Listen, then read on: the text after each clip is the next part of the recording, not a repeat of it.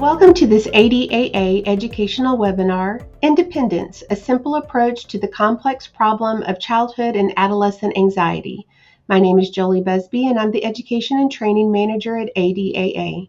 I'm very pleased to introduce today's presenters. Dr. Camilo Ortiz is an Associate Professor of Psychology at Long Island University and is board certified in Behavioral and Cognitive Therapy. He is the co-developer of Independence Therapy, a novel approach for treating child and adolescent anxiety by giving kids megadoses of daily independence. Dr. Julia Burch is a clinical psychologist specializing in the cognitive behavioral treatment of anxiety in children and adolescents. She is the founder and director of Do What Works, a group practice dedicated to providing evidence-based treatment to young people and their families. Her background includes teaching at Harvard Medical School and receiving multiple awards from ADAA. Thank you both for speaking with us today. I'm now going to turn the presentation over to our moderator, Neal Sideman, co-chair of the ADAA Public Education Committee. Thank you for joining us, Camilo and Julia. Thanks for having us. I'm really excited to hear more about your approach for helping with childhood and adolescent anxiety. So Camilo, how would you like to get started? Sure. So we're going to be talking about independence in two ways, I think. One way is just how parents can use it outside of any treatment and the potential advantages that it has. And then in the second part of what we're going to be talking about, we will talk about independence therapy, which is a manualized 6-session approach for clinically anxious kids that basically takes these principles and puts them on steroids, what we call megadoses of independence. So daily independence activities, and we will talk about what that means. So I think a little background here is important, and none of this is a surprise to people, but the two main trends that we have seen over the past couple of decades are rapidly rising rates of child and adolescent independence, and at the same time, rising anxiety. I'm sorry. We wish. Yes. And at the same time, rapidly declining independence. And that makes sense because if a child is more anxious, they're going to be less independent. And vice versa. We happen to think that if independence goes down, that actually increases child anxiety, and we can talk about why that is. So it's a really great first slide. Anxiety is going up, independence is going down. Yeah. So here's just a little deeper dive onto depression, which is a closely related construct, but we see that around the early to middle of the 2010s, we see a sharp rise in depression. Boy, that's a huge rise in depression. This is for adolescents. Yes, adolescent boys and girls. Now, girls have always had higher rates, but the increase has actually been a little higher for boys in the last 10 years. And anxiety and depression are very connected, as we know. That's right. And so here we see a whole bunch of different outcomes, including anxiety and depression, but other things like ADHD and anorexia. But we see the sharpest rise in anxiety and depression. Now here, this is for undergraduates, but we certainly see it for younger kids as well. So these graphs have not been going in the right direction. No. And so here's where we see that second piece, which Julia will jump in and talk about. Yeah, we would argue also going in a pretty troubling direction for parents as well, because American parenting has changed tremendously in the last 50 years. What this graph shows is that parents today are spending much more time with their children than in previous decades. And today's working mothers actually spend as much time tending to their kids as stay-at-home moms did in the 1970s. So a huge shift. And not only has the amount of time that parents are spending with their kids increased, the amount of time they're spending doing this hands-on childcare has also increased a lot. So we're talking about things like, reading to kids, taking them to lessons, doing crafts. That's tripled since 1975. Which sounds like it could be a good thing, but what effect could that have on the stress that parents are under? that is one of Camilo and my favorite things to think about because we're concerned about the kid and adolescent side of the equation, but also parents. I think we will talk more about this, but the Surgeon General has named parent mental health and pressure on parents as a public health crisis. It's taken a tremendous toll on parents. And I think just speaking to that point, Neal, even parents' own leisure time, things like exercising or socializing is more likely to be spent with kids than it used to be. But parents still report this fear, like, I'm not doing enough. I'm still not spending enough time with my kids. So, oh my goodness. So we're getting just from this graph a little bit of insight into what might be driving stress for the parents. Yes, much less time, much more time pouring into kids. Yeah. And yeah, if you want to shift, we see this. So a lot of lines here, but the take home of this graph is this is not just a phenomenon happening in the United States. We see in Canada, across a variety of European countries, except France. The French are getting something right here, but we see this trend increasing in terms of time spent with kids. And just anxiety going up as well. Mm-hmm. Yeah. Mental health struggles kind of spending more time with my kids reduced anxiety and depression, then that sound, but that's not what's happening. And I think that's really kind of the heart of the paradox here, right? Because there's such good parental intentions and this idea of I can pour more in. I love my kids so much. I'm going to, love them into this positive mental health or give them enough time and resources. And that's not what we're seeing. And what we're missing out on, all that effort and time and stress from the parents, is we're missing nurturing the independence, which is your approach. Yeah, and I think a helpful way to think about what parenting looks like today, there's a sociologist named Sharon Hayes who coined the term intensive parenting, which we may have heard in the news lately. But the hallmarks of intensive parenting are that it's child-centered, it's expert guided, it's emotionally absorbing, and it's labor intensive and financially expensive.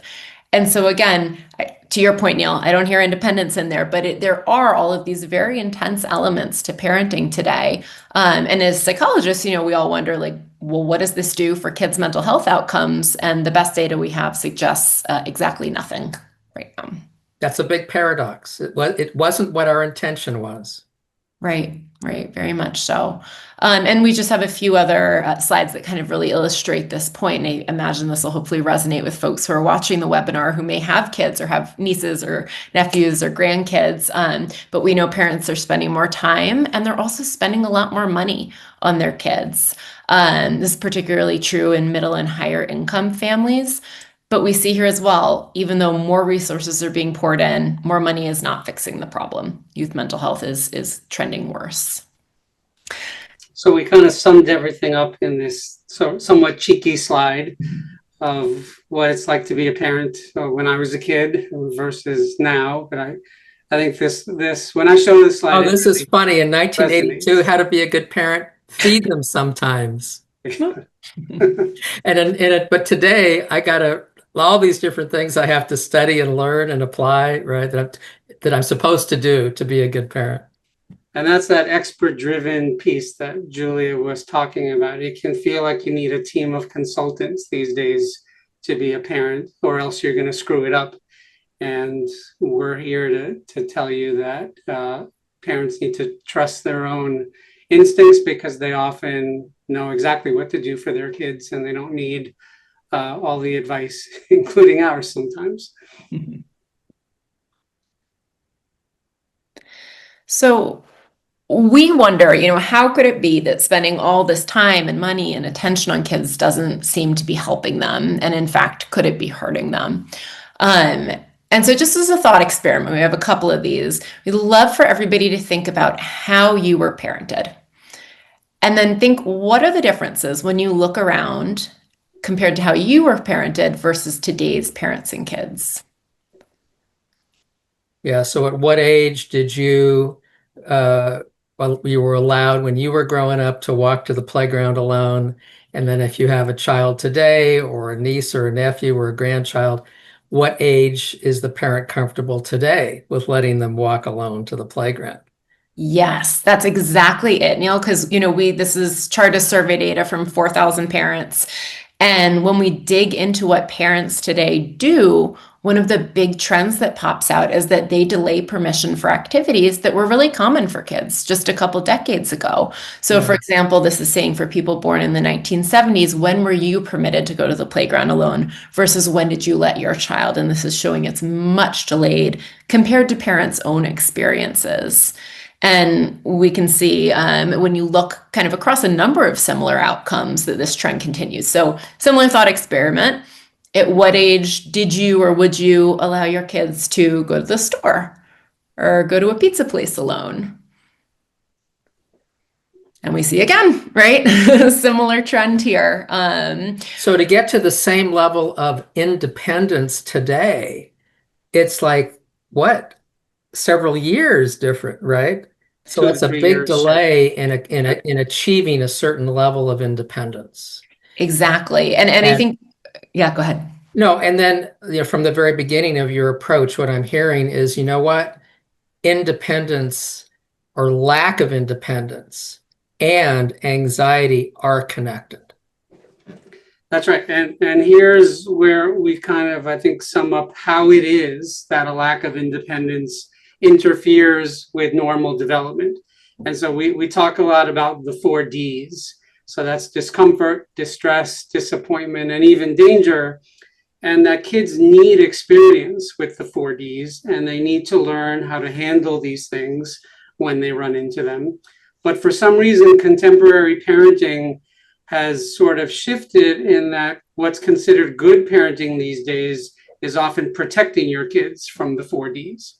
And it's our contention that this really robs kids of the daily practice they need with the 4Ds. When you step in and don't allow these, kids just don't get good at them. And we hear from parents of older kids that it's sometimes not until they go away to college that they are, for the first time, really having to contend with the 4Ds, and they are often woefully unprepared. So if I'm a child growing up and I don't know how to deal with discomfort, distress, disappointment, and reasonable danger, some risk in life, I'm not going to be very independent. You are not. And we also contend that this will really shift your worldview, and it will also shift your view of yourself. So most parents want their kids to feel capable, be able to take risks, view the world as not an awful, dangerous place. And it's hard for a child to develop in that direction when parents are constantly stepping in to protect them from the 4Ds. Could you say just a word about mild danger? Yeah. So it might seem a little strange for two child psychologists to be prescribing danger to parents, but we actually do this all the time.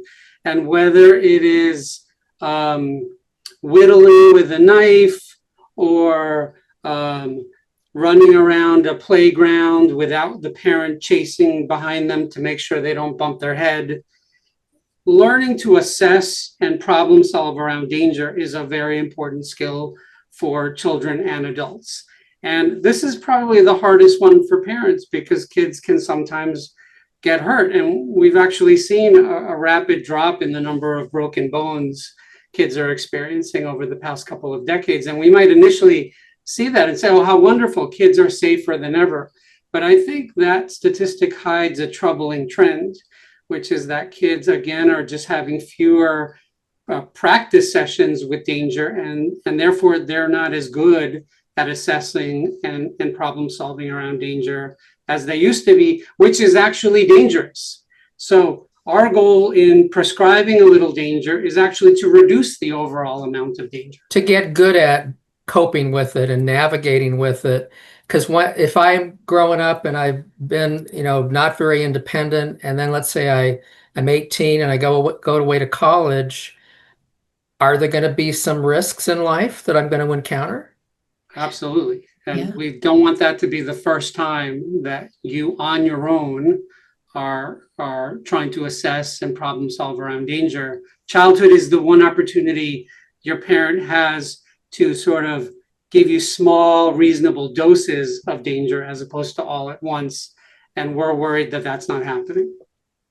And I think one of the other ways I think about the danger as well is that so many of the building blocks of independence, so take, for example, cooking, involve small amounts of danger. I need to know how to put my hands in the oven without burning myself. I need to know how to, use a gas stove without blowing my house up. And so, as age appropriate, but giving kids chances to try these things so that they can build off of that to have more independence and just basic life activities.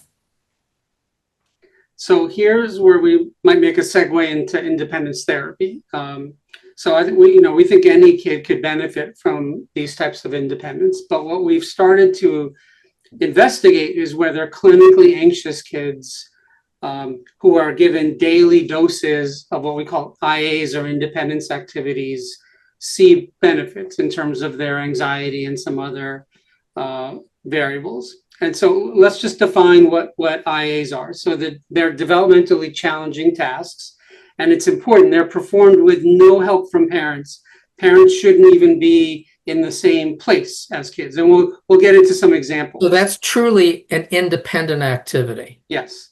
And there are reasons for that, including that when things don't go exactly as planned, if a parent is physically there, it's just too easy for them to step in and fix it. And so we actually kind of like it when things don't go precisely as planned and kids have to struggle a little bit and problem solve. That's where we see the really big growth happening. It's like strengthening a muscle. That's working right. out a muscle. Yeah, there's this interesting finding that trees that are not exposed to wind actually become brittle over time. And then when there's a hurricane, they fall over at much higher rates. And so it's kind of a similar analogy that we need a little wind to be sort of testing kids' abilities. And so, they have to involve some risk of discomfort or danger, and it doesn't have to be a big one. For example, we sometimes have kids go to the deli counter and order some salami. And so there's not risk of danger there, but maybe the guy behind the counter is grumpy that day, or he doesn't have the kind of salami you like. And so that it causes you a little discomfort and you have to figure out what to do. And that's enough. So that's getting practice with that, yeah. One of those 4Ds, the discomfort. That's right. What I'm noticing on this slide that's really interesting is the second one down on the left, that the independence activities are chosen by the child. That's interesting. So this is a real departure from other treatments for child anxiety, in that right in the second of the 6 sessions, we ask kids, what's something you'd like to do independently that you haven't done yet? And that's really how we start the session. We don't say, so why are you here? What are you anxious about? We just start talking about independence. And most kids kind of light up because every kid wants to talk about feeling like a grown-up and doing new things. And they generally will tell us a bunch of things, and we check in with mom and dad and we make sure that they have veto power. And as long as it's reasonable, we take out a calendar, we write it in, and we come up with 7 of them, and kids go out and try them. And then they come back the next week and we find out how it went. So it isn't that the child gets to do anything he can come up with. But from his ideas or her ideas, and then you and the parents say, okay, here's what would be appropriate to try with this child. That's right. Now, that's not to say that some kids have come up with some rather wild ideas. We had a little boy who, he was 11, and he was researching state laws to see how many states away from New York he could get on an Amtrak by himself. And his mom said, absolutely not. And so then we figured out that he could take a local railroad a few stops by himself. So there's always workarounds. And he could be very, very excited about doing that one. And he was. And so that's actually something that's not on this slide, but is really a requirement of independence activities, that they be fun, because kids are not going to want to do things that are boring. And that's potentially one problem with some of the other treatments we have. They're either scary or boring, and independence activities are more like exhilarating. So kids are much more likely to agree to do them. So here, we have hundreds of them, but here are some of them. And so I'll just ask your listeners to think about how many of these they did as children. And I would guess that they did a lot of these. And this is a question we ask parents. We say, what are some of your fondest memories as a child? And it's usually some version of an independence activity. And then we will say, would you allow your child to do that? And the answer is almost definitely no. And so then we sit with that discrepancy. They're your fondest memories, but you wouldn't have your own children experience them. I want to suggest to our viewers that they maybe pause the video at this point and take some time. It's a wonderful slide. One of the ones that I remember as a child was learning to use a hammer. Mm-hmm. And boy, I really bruised my thumb learning, but I also remember that as one of the activities that I felt so good that I could hammer in the nail myself. Yeah, and it's exactly that feeling of I did it by myself that is really robbed from kids when their parents are doing everything for them. They don't get to experience that. And, I'd argue that that's one of the most important experiences of childhood, because you take that with you forever, knowing that you did something difficult, even dangerous, where you messed up a bunch of times, but then you figured it out. Now, I might be skipping ahead a little bit, but I just want to ask, so children that are doing these independence activities, which are fun and they want to do them, and the parents, set the boundaries and they select these activities, what effect is that having on the anxiety that the child is experiencing going forward? Yeah, so when we did our first study, we didn't know what effect it would have or what it would look like. But what we found was pretty reliably, very quickly, children started experiencing or reporting that they were experiencing less anxiety. And at the same time, we saw within just a few days changes in their parents. So their parents were reporting that they trusted their children much more than right before they had started the independence activities. So the stress for the parents went down also. Well, at first it went up. And so it is not easy to allow some of these things, especially ones that involve some danger that you haven't previously allowed. But I would say on average, within 3 days, we're seeing that the benefits in terms of parents' own anxiety outweigh the difficulty. So it's pretty quick. So I have this video, and I'm hoping that you can hear the sound. It's just a couple of minutes. I think it really, like, you can see some independence activities listed on a slide, but it's totally different to see kids actually doing these things. So Neal, let me know if let's try it.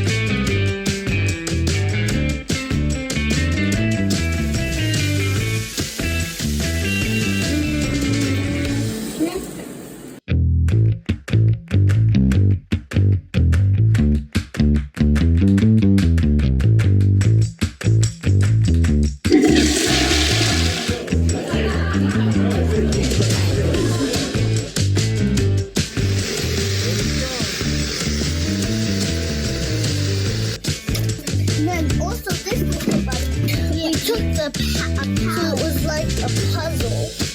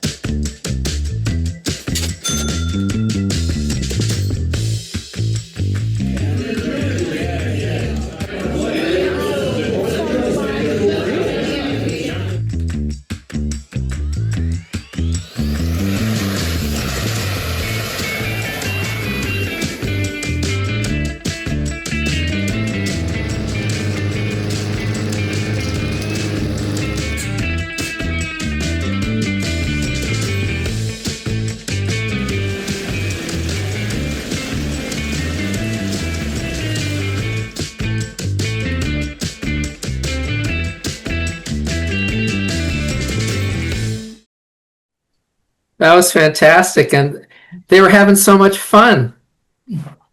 Yeah, they really are fun. And in that last slide said something like when adults step back, kids step in. And that's really what we see is they fill in that void in ways that we think are so good for kids.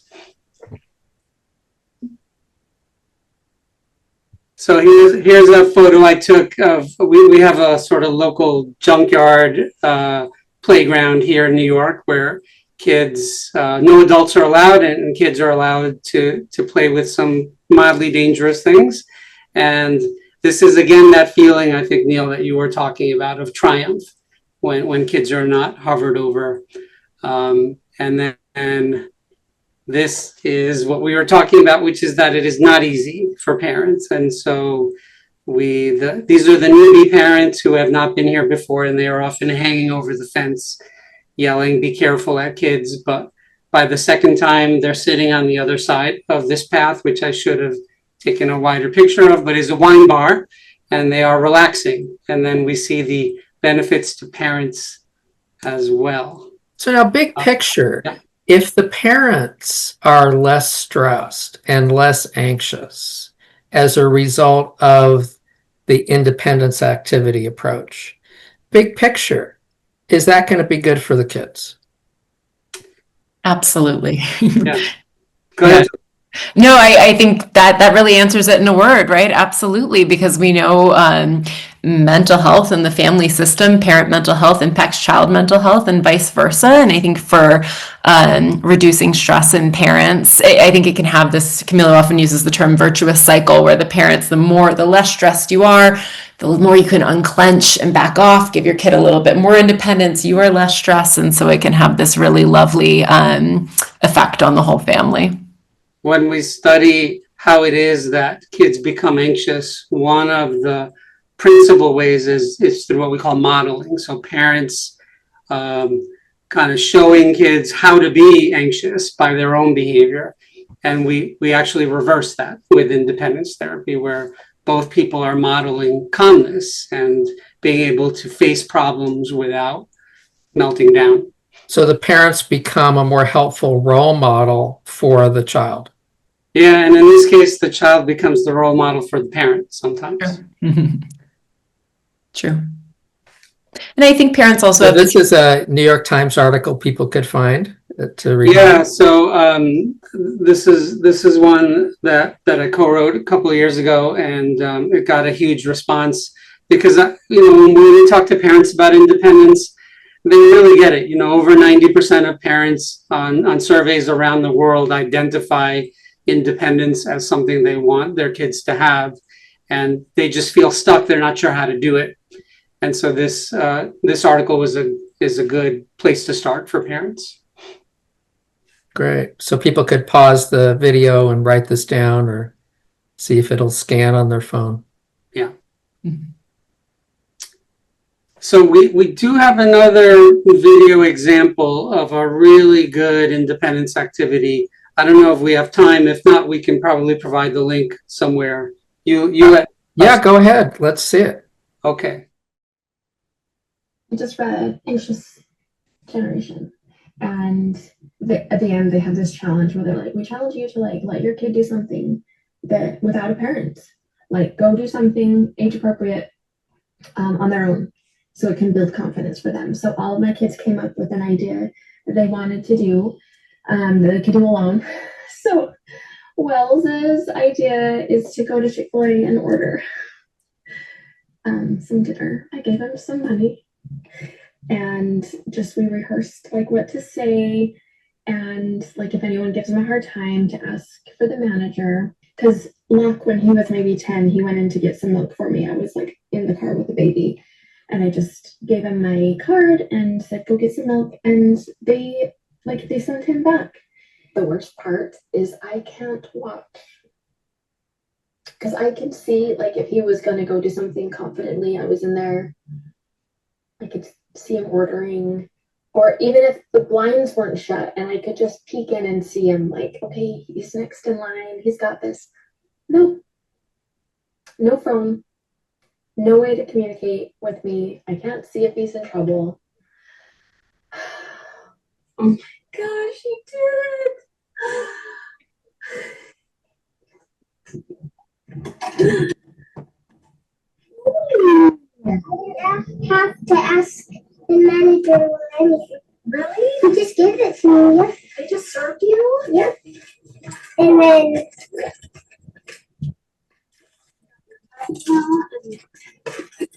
you gave me some money. I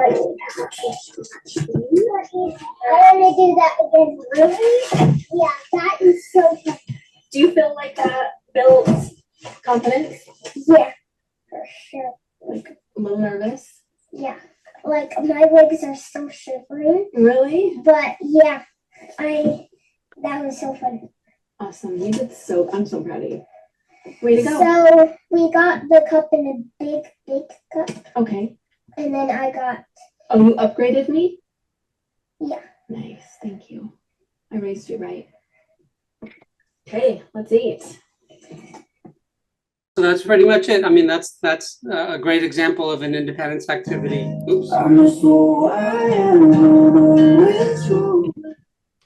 stop that. Let me unshare. Yeah, and it has all the ingredients. The parent was not there. It was challenging. Things could go wrong. It was anxiety provoking for the child. But he did it, and he loved it. That he wants to do it again. So it doesn't really take convincing. Yeah. So before we wind up, Julia, do you want to let everybody know about the website that people can go to? Yeah. So there's lots of materials on letgrow.org. Letgrow.org. For clinicians, for parents, and for teachers. And if there are any clinicians watching this, we do free trainings and independence activities. And so people can go to cbtreatment.com. CB like cognitive treatment.com. Yeah. Okay. Just one thing I just want to repeat. It was earlier in your presentation. The idea of allowing my child to experience some danger, some risk.